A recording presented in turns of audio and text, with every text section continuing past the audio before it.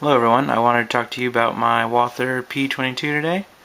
There's been some questions about reliability and breakages, and I had a problem with mine. It's more like a design flaw, I think, but I wanted to share it with you so you know what to expect if you own this gun or want to buy this gun. So let's get started. Okay, let's do our safety check. The safety is in the on position, so remove the magazine. Magazine is empty. Check the chamber. Chamber is empty. You can feel it just to make sure. And from here, we're ready to take down the gun. Just a quick little note: the Walther P22 does have a trigger disconnect when the magazine is removed, so you will be unable to fire the weapon or lower the hammer unless you have the magazine in. To disassemble the firearm, you pull down the takedown lever and you pull the slide back off the rails to the rear. Slides up off and the slide comes off. Recoil spring, guide rod, slide, and the frame. Where I was having my problem was the slide stop lever. There was a lot of buildup of gunpowder and dirt, so it was really gritty in there and really crunchy whenever I went to actuate the slide stop. So, all I was doing was using a regular, nylon brush and trying to clean up as best I could all the grime and grit in there, and inadvertently dislodged the spring, and I was no longer able to actuate the slide stop lever.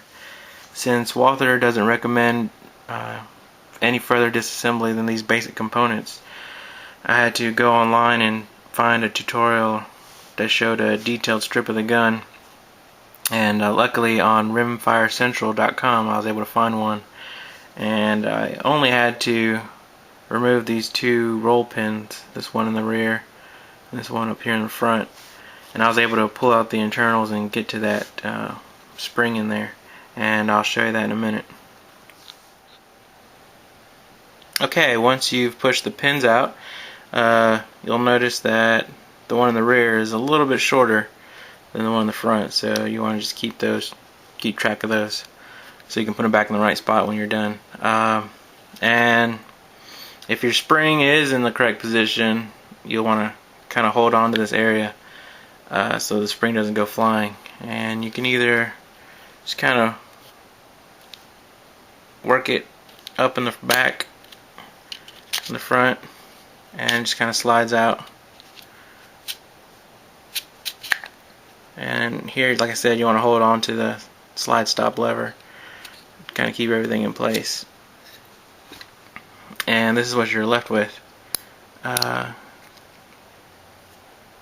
See, this is in the normal position.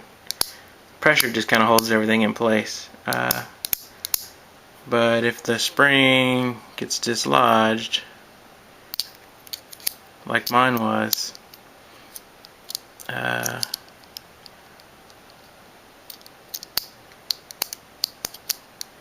have to put it back in place. Okay, this is a close-up, and you can see this is what mine looked like whenever the spring had dislodged. It was kind of sticking up the top of the frame, and like I said, all I was doing really was just kind of scrubbing in there, trying to get the grit out, and it popped up like that. So I didn't think I was being too rough with it, but let me show you how this works. Normally, the spring sits in this little lip here, in this little indentation, like this. It catches on that lip, and that's where it gets the tension from. And in the end here, you can see this little bend that catches in this little hole right here in the center of the slide stop, and this larger hole sits in this notch right there. And let me go ahead and put this together real quick for you. You can see how it works. Alright, kind of like that. So normally the empty magazine would push up and actuate the slide stop, and it would lock back the slide. So that's the problem I had with mine. I'm going to go ahead and put this thing back together. So here's the Walther P22 reassembled. And like I had said before, all I was doing was scrubbing out the slide stop with this nylon brush. And I managed to dislodge that spring in there. And if you own this gun and that happens to you, hopefully this video will help. And if you're considering buying it, that's something to think about. Thank you for watching.